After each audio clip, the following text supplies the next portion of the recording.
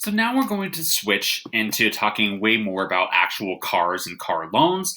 Now that you guys finished up the last 2 days, day one and day two, where you looked at purchasing different things with your credit card and how much interest fees you get paid. And just as a reminder, guys, when you hear the initials, the APR, that's the same thing as interest fees. And that's how much money the credit card company or bank is charging you for borrowing money in a loan form or a credit card. So interest fees add to the actual cost of whatever it is you're buying. So you're actually paying more than the original cost of the item because you have to also pay those interest fees. Now, as you see here, if you guys have a bad credit score, you're going to have a really high credit card APR interest rate. The last 2 days, you guys were doing examples with a 19.9% APR, which is kind of average, but pretty high. When we start, so credit cards should only be used for smaller purchases because that's a really, really high interest rate. As you guys buy bigger things like cars and homes, banks automatically have different setups to make it cheaper and more affordable. And even with bad credit, you're going to see the APR or the interest rate on a car loan or a home loan is way smaller than the credit card interest that you guys have been thinking about the last couple days. But in reality, guys, when we talk about cars and homes, these are such big purchases. If you have a really bad credit score between 300 and 549, chances are you're just going to get denied for that loan. So they won't even give you this interest rate. They're just going to say, no, we don't think you're responsible enough with money, which is why it's so important to make sure you have at least a fair to good or excellent credit score. Because otherwise, when you go and want that thing, maybe it's a new apartment, a car loan, a home loan, you'll just literally get totally denied.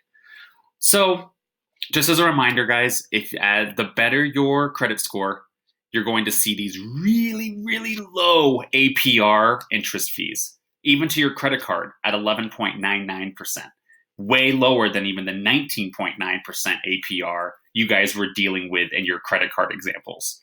So, guys, there's nothing more important than keeping your credit score healthy and good and excellent. So that way, when you need these big purchases in your life, you get these really, really low interest rates and not these scary big ones, which is going to just make you spend a lot more money over time. So before we get into actual car loans, there are a handful of new vocab finance terms that I'd like you to add to your math notebook because we're going to be using these throughout the next 3 weeks. So we're still going to talk about interest. The APR is your annual percentage rate. And guys, this slide is also in the Nearpod after this video. So you guys can always click through and copy it down there. Remember, guys, interest is the same thing as APR when you see it on our loan and finance sort of research. And the interest, guys, is the fees you are charged for borrowing money from the bank. So it is extra money you have to pay in addition to whatever it is you're buying, like that car or house. Now we're going to start talking about down payments. When we buy big things in our life, like cars and homes, we need a down payment, which is the amount of money you pay upfront before you get the loan. So the down payment is how much money you should be saving for years and years. And then you're literally going to have that much money in your checking account. You'll show up with that check. You'll pay it to like the car company, the car dealership, and then you get your loan. So it is, oh my God. It is how much money you pay off right at the beginning. We're also going to be talking about loan terms, which is the amount of time you have to pay back the loan. With a credit card, just as long as you make the minimum payment, there is no such thing as a loan term. You have forever to pay off your credit card debt. With car loans and home loans, you have a fixed amount of time where you do the same monthly payment over that amount of time. And that's your loan term, the amount of time you have to pay back the loan.